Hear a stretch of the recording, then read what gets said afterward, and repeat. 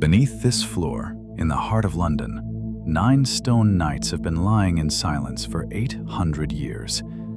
They don't look like they changed the world. But they did. This was not just a church. It was a high-security vault where the blueprint for every free democracy on Earth was born. And almost died.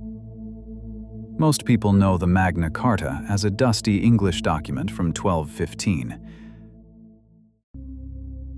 But what if I told you it was negotiated in a secret London stronghold,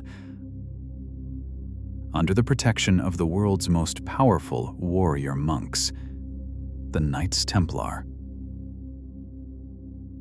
Because right here in 1215, a terrified King John fled for his life, hiding behind the only men in England he still trusted, the Knights Templar. And the one warrior they would follow without question stood between the king and a rebellion that wanted him dead. His name was William Marshal. Without him, there would be no Magna Carta. Without the Magna Carta, there would be no United States Constitution. And without the Templars guarding this round church like a fortress bank, the whole story might have ended in a bloodbath. Why was the greatest knight buried with the Templars if he wasn't officially one of them? This is the Templar secret that created the Magna Carta.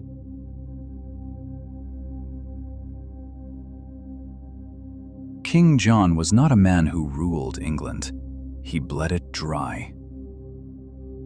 He was considered one of England's worst kings, cruel, tyrannical, and incompetent.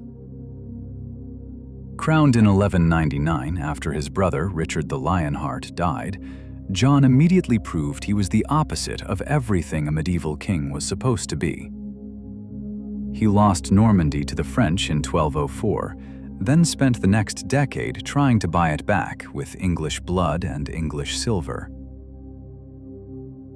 To fund attempts to regain his French lands, John imposed extremely high taxes and arbitrary fines on his barons, which alienated the nobility and worsened his unpopularity. John invented new ways to squeeze every last coin out of his people. He doubled and then tripled the scutage, the shield money every baron had to pay instead of sending knights to war. He raised reliefs, the inheritance tax, so high that when a baron died, his son sometimes had to hand over an entire year's income just to keep the family land. He imposed tallages on towns so brutally that entire communities were ruined. He expanded the royal forest laws until 1/3 of England was off limits. Kill a deer and you could be blinded or hanged. And if that wasn't enough, John sold justice, literally. Pay the king and your court case disappeared. Refuse, and your lands were seized. The barons, the most powerful landowners in the realm, watched their wealth, their rights, and their dignity evaporate. They had sworn loyalty to the crown, not to a tyrant. By 1214, the anger had reached boiling point. Secret meetings turned into open defiance. The barons formed an alliance, raised an army, and marched on London. They took the city. The king was suddenly alone. In January 1215, with rebel barons closing in, King John did something extraordinary. He fled to the one place in London he believed no one could touch him. Temple Church, the London headquarters of the Knights Templar. King John was hiding from rebel barons, He stayed at the Temple Church because the Templars provided the only ground he felt safe on. The Templars were not just warrior monks. They were the most powerful international bankers in Europe. This circular fortress wasn't only a church. It was the safest vault in the kingdom. Kings deposited their treasure here. Charters were stored here. Loans were negotiated here under the protection of men who answered to no one but the Pope, and sometimes not even him. The Templars gave John shelter because they had a stake in stability, but they did not give him unconditional loyalty. They gave him something far more dangerous: conditions. And standing right beside the master of the temple was the one man in England both sides still respected: William Marshal, Earl of Pembroke, the greatest knight alive. William Marshal was no ordinary noble. He had fought in tournaments across Europe, survived 3 kings, and earned the nickname the best knight that ever lived. He had been loyal to Henry II, to Richard the Lionheart, and now, reluctantly, to John. But Marshal was also a realist. He knew the Baron's grievances were legitimate. He knew civil war would tear England apart. So he did what no one else could. He stepped into the no man's land between a furious king and an armed rebellion. The barons trusted him because he had never broken his word. The Templars backed him without question. He was the only warrior they would follow. The king feared him because Marshal was the only man who would tell John the brutal truth to his face. Inside these very walls, behind these round arches, Marshal negotiated day after day, while rebel armies camped outside London. He wasn't a Templar until his deathbed, yet he was their greatest ally. With the Templars' financial weight and military presence behind him, Marshal pushed the king and barons toward a peace deal: the Magna Carta. And buried just a few feet from Marshal's own tomb lies another silent witness: Brother Emeric de Saint Maur, Master of the Temple in England, who stood with Marshal during those desperate weeks. Their effigies still lie side by side today. Stone brothers, guarding the secret they helped birth. On June 15th, 1215, a king kneels in Runnymede Meadow, his trembling hand hovering over a document destined to reshape the world. Surrounding him are barons clad in mail and mud, men who have staked their lands, bloodlines, and lives on this pivotal moment. Yet another presence lingers here, a force history has sought to obliterate. These are the warrior monks, knights unbound by kingship, bound only to Rome. They've forged an empire of gold, secrets, and sacred law, stretching from Jerusalem to London. These are the Knights Templar. And the document forming beneath the English reign? It will eventually reverberate across oceans, through 5 centuries of revolution and bloodshed, becoming the cornerstone of the Bill of Rights. This is the story no one told you: how knights helped birth the modern concept of freedom. It was not a constitution in the modern sense, but it was revolutionary. It said the king was not above the law. It limited arbitrary taxation. It protected the rights of the church and the barons.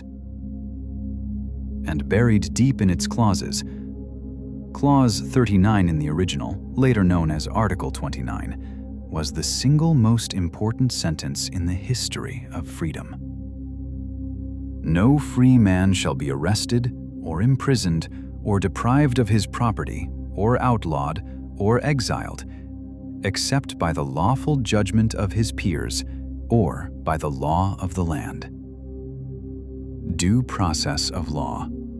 The idea that even a king cannot simply throw you in prison because he feels like it. A principle has been written down that even kings are subject to law, that power has limits, that certain rights inhere in free persons not by royal grant, but by justice itself. The Templars didn't just witness it. Their secure vaults in this church held the precious copies of the charter. Their protection allowed Marshal to keep both sides from slaughtering each other long enough for the ink to dry. John hated it. Within months, he appealed to the Pope, who declared the charter illegal and unjust because it had been forced on the king. John revoked it. Civil war exploded. The First Barons' War. John died in October 1216, likely from dysentery, after losing his treasure and the crown jewels in the tidal waters of the Wash. His 9-year-old son, Henry III, inherited a fractured kingdom. Enter William Marshal again. At nearly 70 years old, he became regent of England. His first act? Reissue the Magna Carta in 1216. He made it law. Without Marshal, the charter would have died with John. Without the Templars who backed him inside these walls, he might never have survived long enough to save it. Now here's why this story matters to every American watching. That single line about due process, Article 29, became the direct ancestor of the 5th and 14th Amendments to the United States Constitution. When the Founding Fathers sat down to write the Bill of Rights, they drew from English common law, and English common law drew its first breath right here, in this round church, under the protection of the Knights Templar and the iron will of William Marshal. Freedom of speech, protection against unreasonable searches, the right to a fair trial. All of it grows from principles first set down in the Magna Carta that the Templars helped keep alive. The next time you hear someone say the United States was built on revolutionary ideas, remember this. The revolution started in a medieval bank vault, guarded by warrior monks. So the next time you walk past Temple Church in London, or the next time you exercise any of the rights written into the American Bill of Rights, remember the quiet round church that became the safest place in a kingdom on the brink of collapse. Remember the stone knights on the floor. Remember William Marshal, the only man who stood between a tyrant king and total war. Remember Brother Emmerich and the Templars who turned their fortress bank into the cradle of Western liberty. Because the story of freedom didn't begin in 1776. It began centuries earlier, right here, in 1215, when knights in white mantles decided that even a king must answer to the law. And when, centuries later, a group of colonial rebels seek to articulate their own vision of limited government and individual rights, they look to English common law, to Magna Carta, for precedent.